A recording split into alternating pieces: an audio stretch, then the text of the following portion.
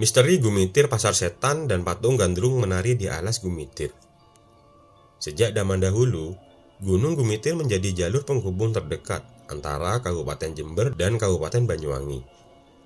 Gunung Gumitir sendiri menjadi satu-satunya jalur yang ada di kawasan lintas selatan Jawa, khususnya di ujung bagian timur.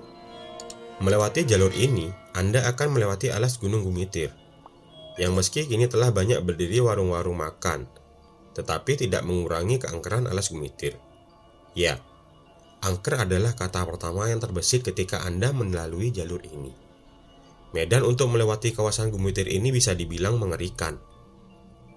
Bayangkan, terdapat ratusan lika-liku dengan bidang naik turun yang dikelilingi oleh rimbunan pohon tua bikin nuansa makin merinding. Namun, sebelum masuk ke ceritanya lebih lanjut, saya ingatkan lagi untuk selalu support channel kami dengan cara subscribe, like, komen, dan share. Bukan tanpa alasan, ini terkenal dengan keangkerannya. Beragam kejadian mistis kerap terjadi di jalur alas Gunung Gumitir. Mulai dari kejadian kecelakaan yang mengerikan, tanah longsor terus-menerus, hingga teror mistis yang dialami oleh beberapa pengendara jalur ini. Konon katanya, alas ini ialah lokasi pasar para lelembutan Gunung Gumitir.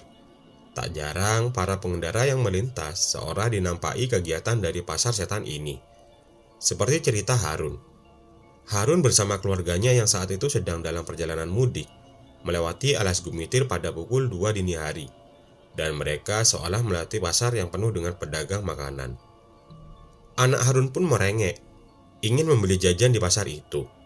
Harun berhenti dan membeli beberapa kacang rebus.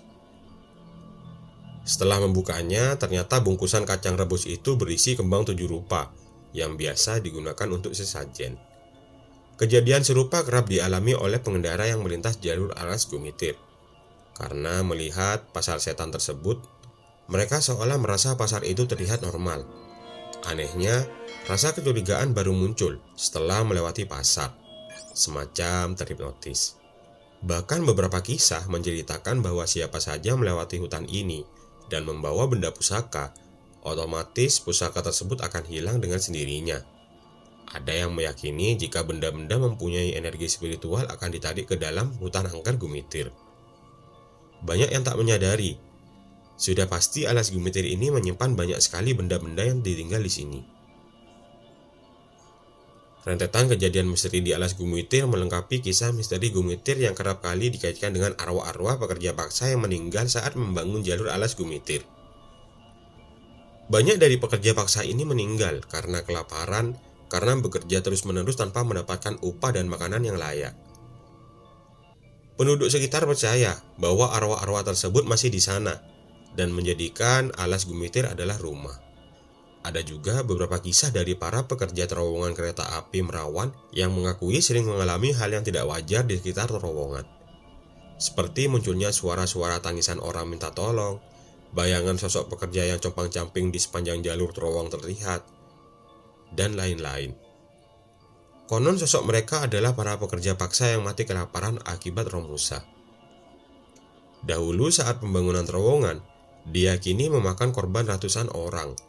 Awal mulanya mempekerjakan 100 tenaga pekerja yang diperintah untuk membuat terowongan pada masa penjajahan Belanda.